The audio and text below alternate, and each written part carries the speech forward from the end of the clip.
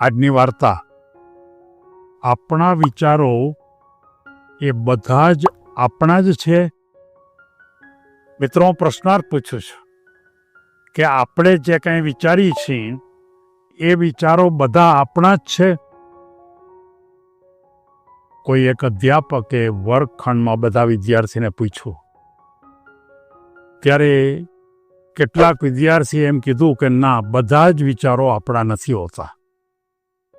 ક્યારેક આપણે વાંચન કરીએ તો એમાંથી વિચાર મળે છે, ક્યારેક આપણે પ્રવચન સાંભળવા ગયા હોય તો એમાંથી વિચાર મળે છે, ક્યારેક આપણે કોઈ મિત્રોની સાથે બેઠા હોય તેની વાતચીતમાંથી વિચાર મળે છે, ક્યારેક માતા પિતા આપણને કોઈ માર્ગદર્શન આપતા હોય તો એમાંથી વિચારો મળે તો એ વિચારો થઈ શકે છે.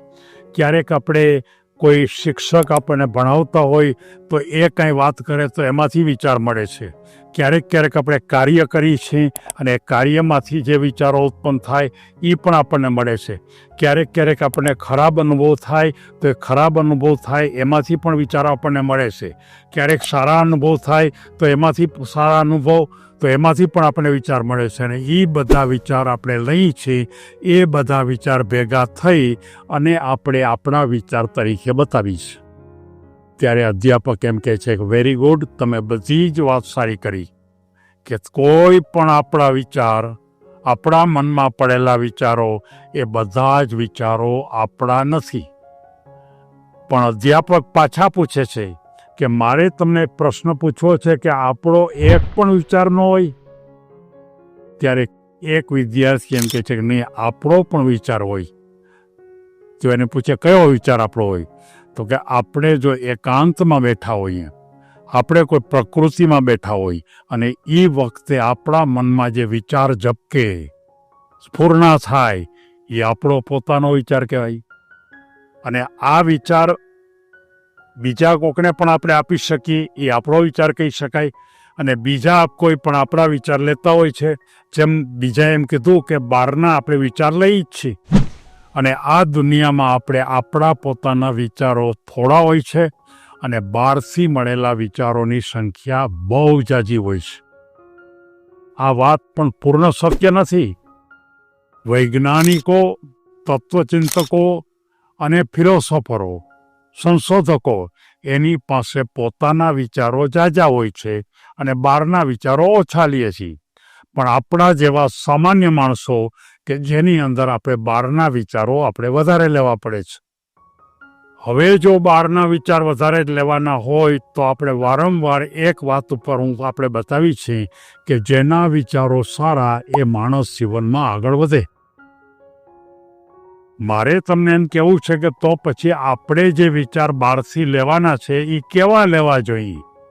ત્યારે બધાએ એમ કીધું, બધાએ ઊભા થઈને કે આપણે બધાએ સારા વિચાર લેવા જોઈએ. કારણ કે સારા વિચારો આપણા મનમાં ભરશું તો જ આપણે સારા થશું. જો ખરાબ વિચારો આપણે ભરશું તો આપણે ખરાબ જ થશું.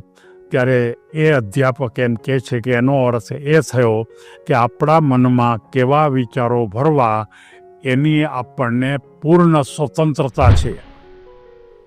કોઈ પરતંત્ર નથી. તમે ઈચ્છો એવા વિચાર બહારથી લઈ શકો.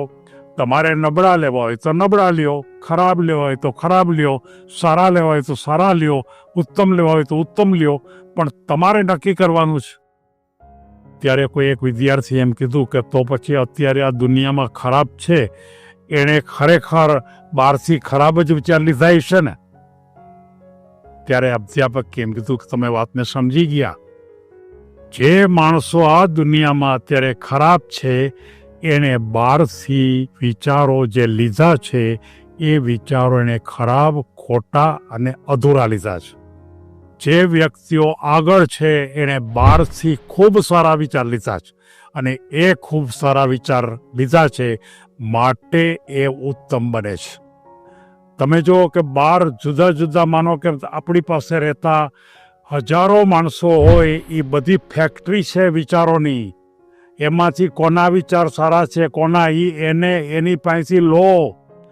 એટલે કે કેવી રીતે લેવું? તો કે એને મિત્ર બનાવો, એની પાસે રોજ જાઓ, એની પાસેથી માર્ગદર્શન માગો, સારા માણસોનો એક ગ્રુપ બનાવો, સારા માણસો જ્યારે વાતો કરતા હોય ત્યારે એ ગ્રુપમાં બેસીને વાતો કરો અને તમે જ્યાં ઉત્તમ પ્રકારની ભૂમિકાઓ પર કાર્ય થતા હોય, સમાજ માટે ઉત્તમ પ્રકારના કાર્ય થતા હોય, ત્યાં આપણે પહોંચી જવું. કોઈ સારા કોઈ પ્રવચન કરવા માટે આવે ગામમાં અને સારા વક્તા હોય, ઉત્તમ વક્તા, તો એ વક્તાને સાંભળવા માટે પહોંચી જવું, કારણ કે આપણે તો બહારથી જ લેવાનું છે. અને તમે જો આ પ્રકારની ક્રિયામાં જો આયોજન કરો, પ્લાનિંગ કરો કે મારે બહારથી જે પ્રવાહ લેવો છે, જે ઝરણું લેવું છે, એ માત્ર સારું જ લેવું છે. અને એકવાર કરેલો નિર્ણય સારું, તમારા તરફ સારું ઝરણું, સારું ઝરણું, સારું ઝરણું.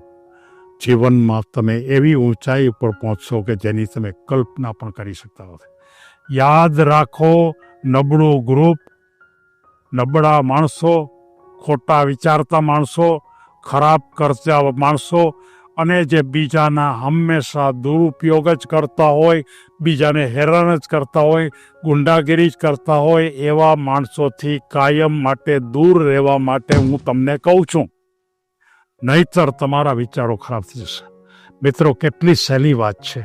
આપણે સારું થવા માટે માત્ર ને માત્ર આપણે સારું વર્તુળ ઊભું કરીને બહારથી સારા વિચારોનો ધોધ એવો લ્યો, એનો પ્રવાહ એવો લ્યો કે ઝરણું તમારી પાસે ધગધગતું એમને આવતું જાય અને તમે ધીમે ધીમે ધીમે ધીમે ઊંચાઈ ઉપર પહોંચતા જાઓ. સૌ કોઈ આગળ વધે એવી શુભેચ્છા સાથે સૌને ધન્યવાદ.